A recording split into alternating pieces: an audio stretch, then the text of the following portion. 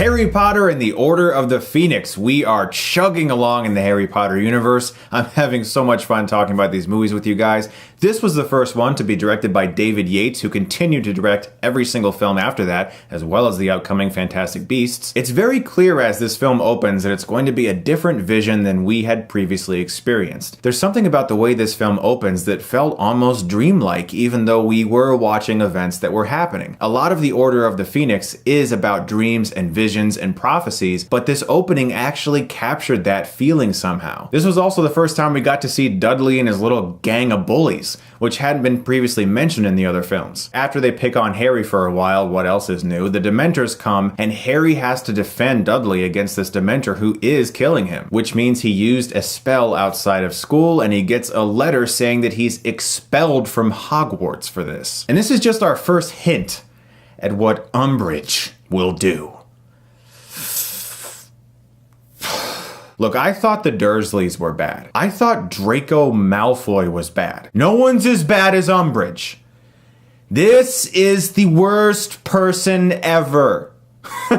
In this movie, Dolores Umbridge takes over Hogwarts. She makes all of these absurd rules. She stops teaching the kids about magic. She tries to use the Ministry of Magic to make everything at Hogwarts change, because Harry Potter is the only person trying to tell everyone that Voldemort is back, and no one wants to believe him. All of this pressure that's being mounted on Harry in this movie continues to solidify his status as the everyman character, or in this case, the every boy character. That guy that you just relate to, that person that you're like, oh my god, I know exactly how you feel, man. He's a very sympathetic character that you care about, but he's also not that guy who just sits there like, I hate life.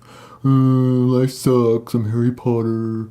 Voldemort wants to kill me, everyone hates me. He's angry about it, and rightfully so, but he's also reserved about it. He's being mature about it. And that's why Harry continues to be such a fantastic role model as a character, and a great character that we can actually get behind and root for. So when Harry is facing expulsion from Hogwarts, Alastar Moody returns to rescue him and takes him to meet the Order of the Phoenix, a secret group of people who are trying to do some good, and Sirius Black, played by Gary Oldman, is involved with this as well, and there's a great reunion there. But there's one specific aspect about this movie that I really latched onto: Harry's character in this one specific scene where he witnesses a building split in half, and he still has that look of awe. This isn't boring to him, he's still so excited about magic. So since he used magic out of school, Harry is put on trial, and Dumbledore defends him excellently, but this is our first encounter with Umbridge, who I've already mentioned is a complete bitch. But thankfully Harry is cleared of these stupid charges, and we get to go to Hogwarts with him. But as I said, pressure is mounted so much on Harry in this movie because kids in school are reading headlines about him. People think perhaps Harry's crazy because he's saying all these things about Voldemort being back.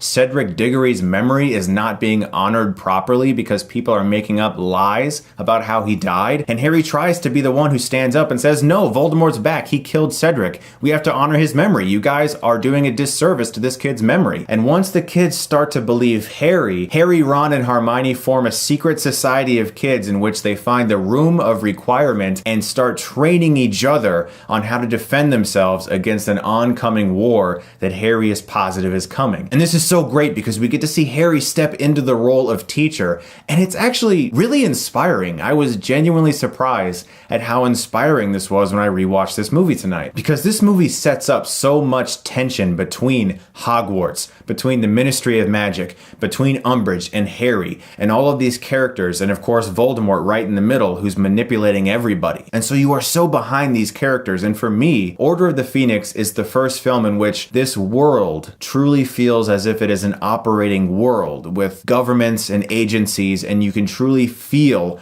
all of that coming into play here. The friendship and the love between these characters is very strongly felt because that's important. That's super important for the message of this movie to pay off. And we also get some really hilarious scenes like this one.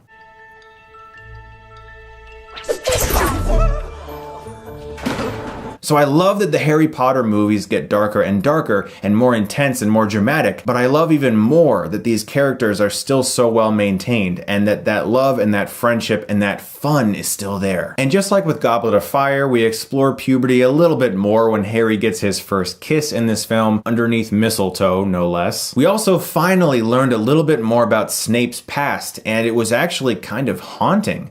We got inside Snape's memory when he's trying to train Harry, to try to teach him to discipline his mind, and Harry uses that spell right back on Snape and learns that his father used to kind of be Snape's Draco. I understand why Snape is Snape now. So the kids eventually concoct a plot using a giant that they have learned is Hagrid's half-brother to get Umbridge out of this school, and eventually the centaurs actually come and take her away because the Ministry of Magic has been restricting their grounds as well. So the kids can now use everything they've been training for to try to actually go out there and fight against Voldemort and his forces. And they travel to London, and a gigantic epic showdown takes place. And this is our first real look at Magic War. And holy shit, it was awesome. David Yates did such a great job directing these sequences. There is something absolutely, as I said, very dreamlike and euphoric about his direction. Voldemort appears, Dumbledore, Sirius, everyone is out there using magic, the kids, and it is really, really exciting. And Harry experiences more loss when Bellatrix appears and kills Sirius. And my God, this scene was painful. I actually read that they muted Harry's scream because it was just so absolutely agonizing. They felt it was too intense. It works in the movie muted, but I'm actually curious to hear how it sounded. Harry is so consumed with rage that he goes after Bellatrix, but he withstands the temptation that Voldemort is piling on him to kill her, again showing us why this kid is such a great role model. And I haven't really talked about it, but the character of Luna Lovegood, oh my God, she is so cool. I love this character. She's just so funny and weird and different.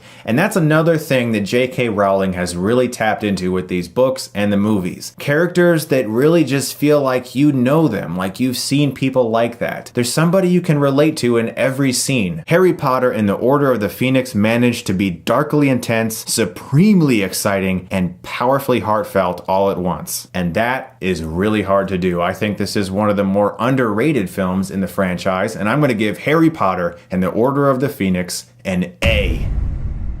Guys, thank you so much as always for watching my continuing series of Harry Potter reviews. I'm having such a great time doing this. Stay tuned for Harry Potter and the Half-Blood Prince. You guys are the best. Thank you so much once again. And if you like this, you can click right here and get Stuckmanized.